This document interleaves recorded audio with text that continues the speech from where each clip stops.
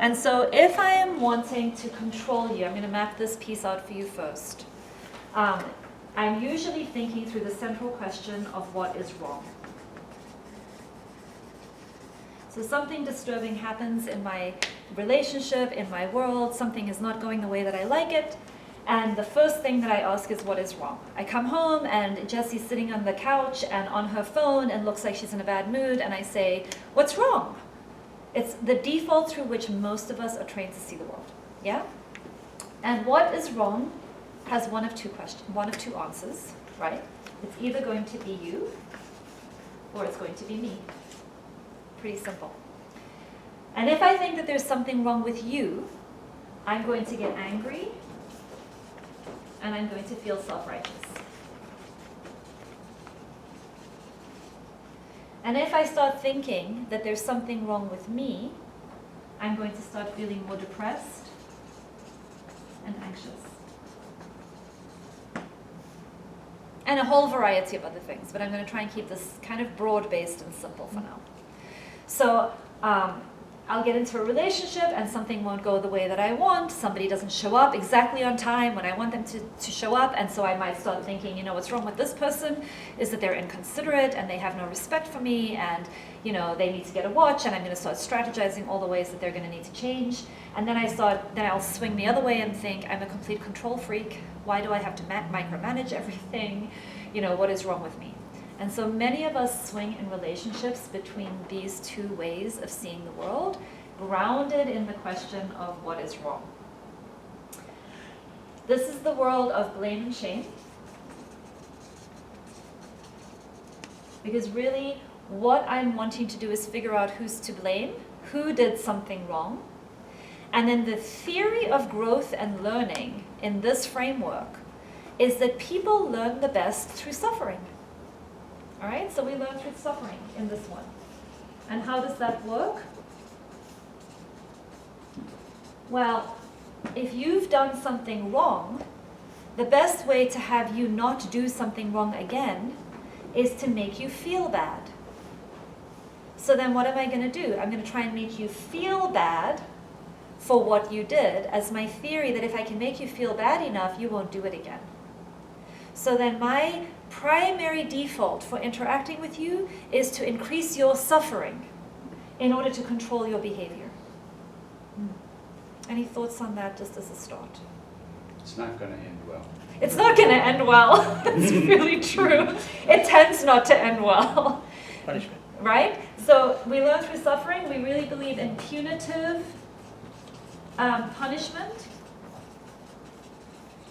In this realm, in this hierarchical control paradigm, we think that the best way to get people to change is to make them feel bad, to punish them, to use punitive uses of force.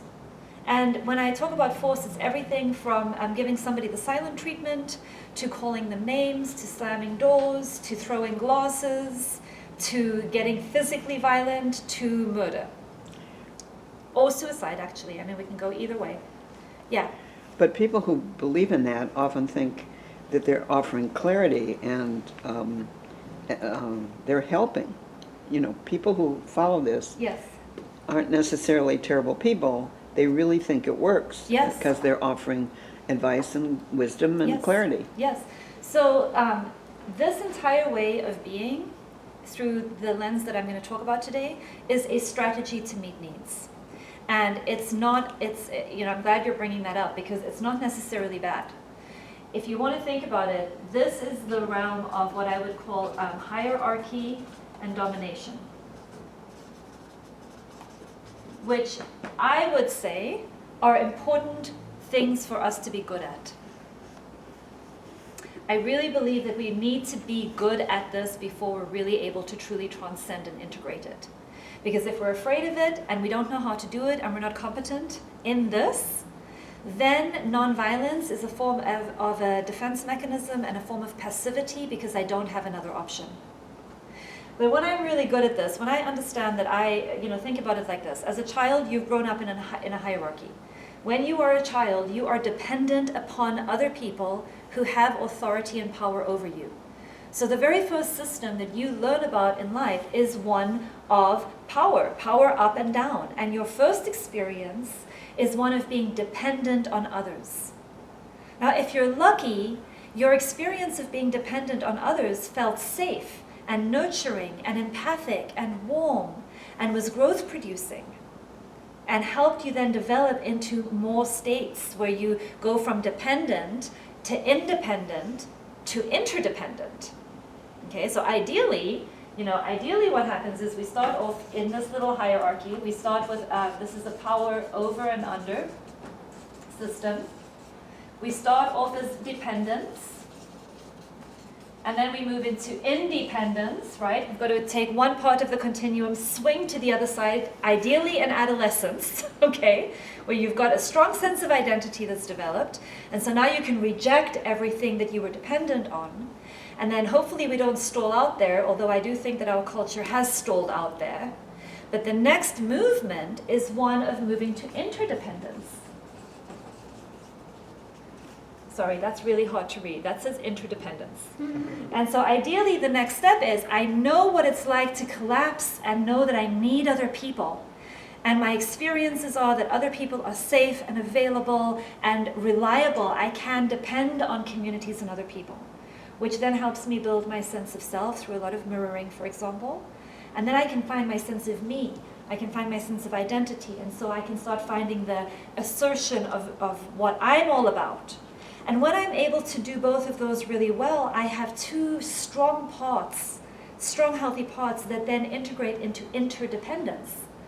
And it's only when we get to that stage that we can really have collaborative, non-violent, healthy, growth-oriented kinds of relationships of depth and intimacy with one another.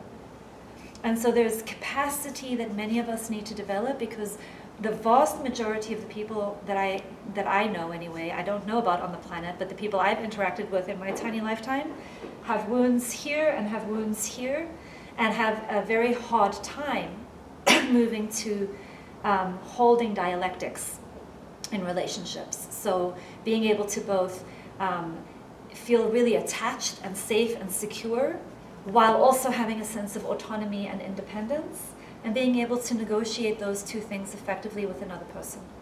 There's a lot that we have to skill up on, learn, heal, work with as material, I think, both as men and women, if you want to go gender binary, which you don't have to, but if you think about masculine and feminine energies, or you think just about dyads, there's a lot for us left to explore and heal and learn. And so back to your point there, none of this is bad. I wouldn't see any of this as bad, but it's important to understand how it works and what's operating inside of you and why you may have internalized it, because once you're aware of it, you can then be choiceful. And if you're not aware of it, you don't have choice over it, okay?